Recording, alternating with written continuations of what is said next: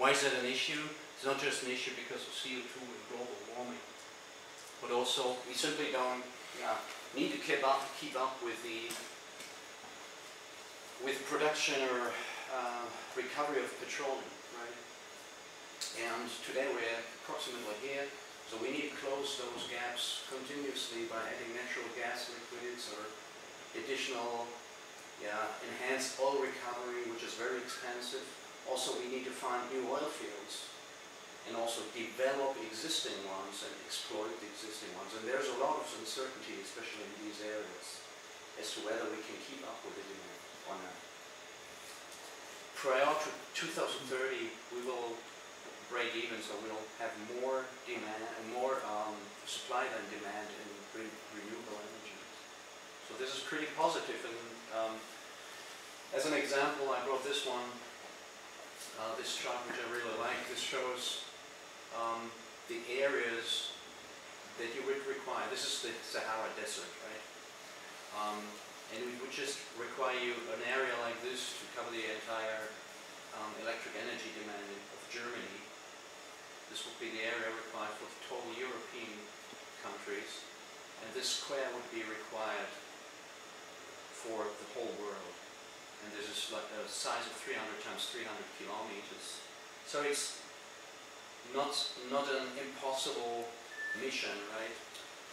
So what we do as a car manufacturer, we work on 3 propulsion concepts. First one, which is launching as we as we speak in Germany and some other European markets, and it will also launch in Romania in about June time next year. It's the Opel Ampera with the extended range electric vehicle technology. Also, we work on hydrogen vehicles. So some of you may know the hydrogen Gen 4. This is the prototype, and in 2015 we want to come up with a real production vehicle. All right, now since we're in a university, let's do a little excursion on energy density. So while an electric motor is superior in terms of efficiency versus a thermal engine. So an electric motor has like an efficiency of 90%, whereas a thermal engine has 30%. So you do have very high energy density. For instance, if you drive on diesel 500 kilometers in range, you just need 33 kilograms in diesel. And the system weight is 43 kilograms.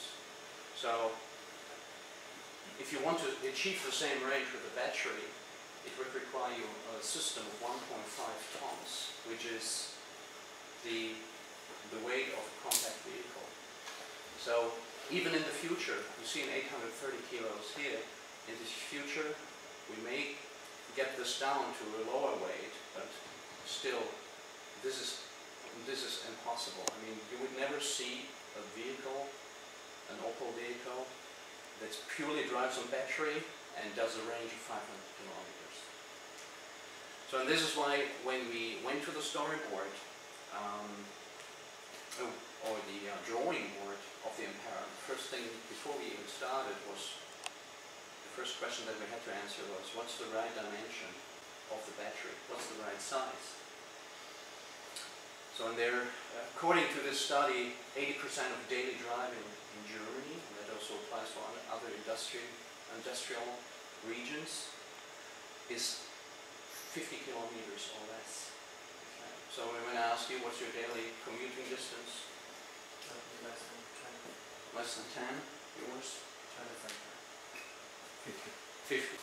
So you're all Ampera customers then. With the Ampera, we want to provide you 40 to 80 kilometers of pure battery electric range. So, which means tailpipe emission-free driving with most of your distances. If you want to go beyond that, you can still do that with the Ampera. You don't have to change your driving habits. You can still go on a vacation with this car. You can still visit your friends after work. Whatever you want to do, you can drive a further 500 kilometers in extended range. So what is required to do that? So this is chassis, top view onto the chassis of the Ampera. So you do have a lithium-ion battery, which is a T-shape, and it's a pretty heavy component, it's 180 kilos. But we take advantage out of that weight. We put it in the center of the vehicle. This weight helps us to lower the center of gravity, and it's safe to be here in terms of crash. So the battery supplies the electric drive unit with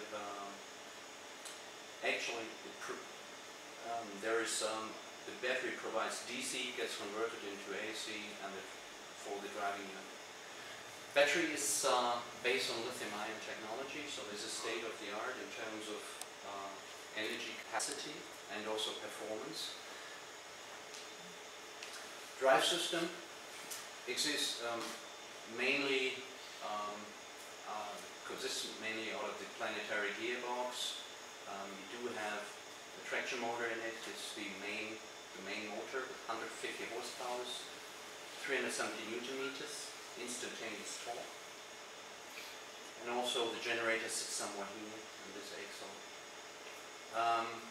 This planetary gear drives through the final gear the axle differential, and so it drives the wheels. The range extender itself, this is a mass-produced engine. You might be familiar with the Family Zero engine that we produce in masses for the Opel Corsa, for instance.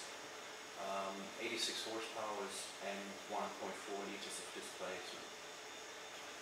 So let's say you take a seat in the morning and your Ampera is fully charged and you drive off. The electric motor will be supplied with power from the high voltage battery. And then it drives the planetary gearbox. When you come home, just recharge using a standard household connector. volts as well. You do have 25 amps fuses in your houses, so that means 3 to 4 hours recharging time for full charge. So you can easily recharge your vehicle during work or during night. Battery electric vehicles always drive electrically. However, due to the limited battery size, their range is limited. So with the extended range electric vehicle, we provide full performance in EV mode, and we overcome the problem of range anxiety.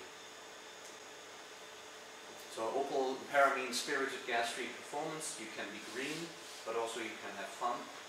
370 Newton meters of torque are an example. So these provide you really sport car feeling when you drive. La ora actuală, automobilul creează mari și probleme și beneficii societății. Și de-aia mi sunt de agonie și extaz. Hai să o luăm pe rând. Referitor la extaz. Extazul se referă la nevoia de mobilitate a societății actuale, care este în continuă creștere, indiferent de ce îi se întâmplă de fapt societății. Că au apărut crize, că au apărut probleme, că au apărut războaie, dar societatea vrea să meargă înainte. Problemele le-am clasificat aici cu mai multe categorii. În primul rând, consumă vehiculul clasic. Consumă combustibili fosili, care în principiu sunt epuizabili. Din punct de vedere al poluării chimice, în principiu sunt 3 categorii de elemente poluante, sunt noxe, adică substanțe care afectează direct organismul uman, cum ar fi monoxidul de carbon, oxizii de azot, hidrocarburile nearse. O altă categorie o reprezintă particulele, de obicei particule de carbon. Dintre toate aceste listă pe care v-am prezentat-o, în principiu, vehiculul electric, cel puțin la primele 3 categorii, răspund. De poluare și reducerea consumului. Ce soluții sunt? O primă categorie de soluții, îmbunătățirea controlului motoarelor cu ardere interne. Asta a fost soluția adoptată de obicei de firmele europene, care au zis că soluția optimă ar fi motorul diesel supraalimentat, cu injecție directă, cu nu știu ce. Bun. Pentru analiză am făcut aici, în paralel, care este structura unui vehicul electric și a unui vehicul convențional. De ce am făcut treaba asta? Bineînțeles că toată lumea știe cum merge un vehicul convențional, dar pentru că între ele este o mare similitudine. Și începem să comentăm un pic. Un vehicul convențional, deci are motorul termic. Motorul termic trebuie cuplat la structura care trebuie propulsată, adică la vehicle body. Cum se cuplează? Ideea este acum că motorul termic are o astfel de caracteristică încât nu poți să-l legi direct. Trebuie să îl legi printr-un reductor, prin ceva care să mărească cuplul care apare la axă.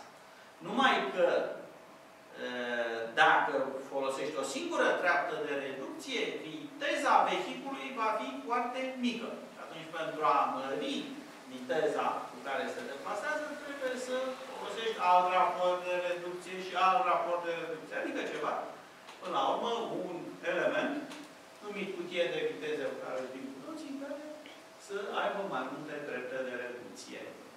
Un alt element clasic este diferențial. Ăsta este un angrenaj care primește cuplul de la cutia de viteze și îl împarte în cantități egale către roțile motoare prin niște planetare. Motorul termic. Cum îl alimentez? Îl alimentez de la rezervorul de combustibil. Dar îl alimentez direct. Pun un furtun care se scurge direct din rezervor în motor? Nu. Ci prin ceva care să știe să-i prepare motorului combustibilul. Sau dacă vreți să-l prezinte într-o formă adecvată. Și ăsta este sistemul de injecție de benzină, care amestecă combustibilul cu aer într-un anumit fel, îl omogenizează sau nu îl omogenizează și așa mai departe ce îi face. Deci îl prepară. Referitor la vehiculul electric. Ce e un vehicul electric? Un vehicul Sistemul de propulsie este exclusiv electric. Elementul principal e acest motor electric. Motorul și el se leagă la structură pentru un reductor. Numai că aici caracteristica motorului este în așa fel încât nu am nevoie de mai multe trepe. Deci am o singură treaptă de reducție și ca atare, de exemplu, nu am nevoie de ambreiaj. Diferențialul se păstrează, are aceeași funcție. Cum alimentez motorul?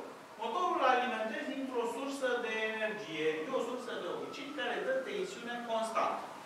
Cine poate fi sursa?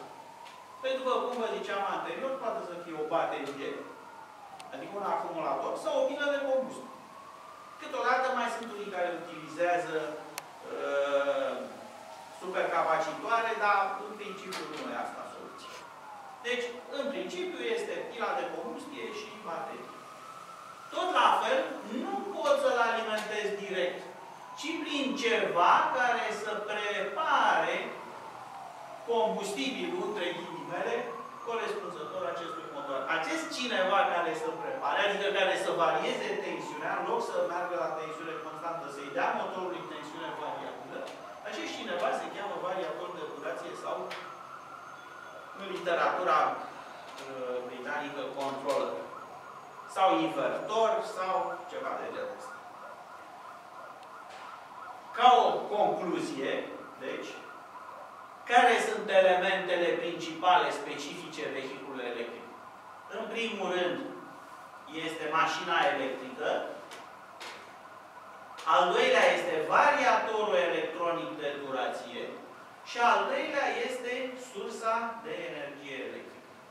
De la început trebuie spus că motorul electric nu poate să funcționeze singur. Deci niciodată nu vom vorbi doar despre motor. Obligatoriu trebuie să spunem motor și variatorul electronic de durație. Sunt foarte mulți care fac o analiză, vai ce bun e motorul electric, că face că trece în raport cu ălalt. Dar uite să spună că mai e și variatorul de durație, care e de 2 ori mai scump decât o injecție de benzină. Și atunci prețul ansamblului nu mai este chiar atât de net în favoarea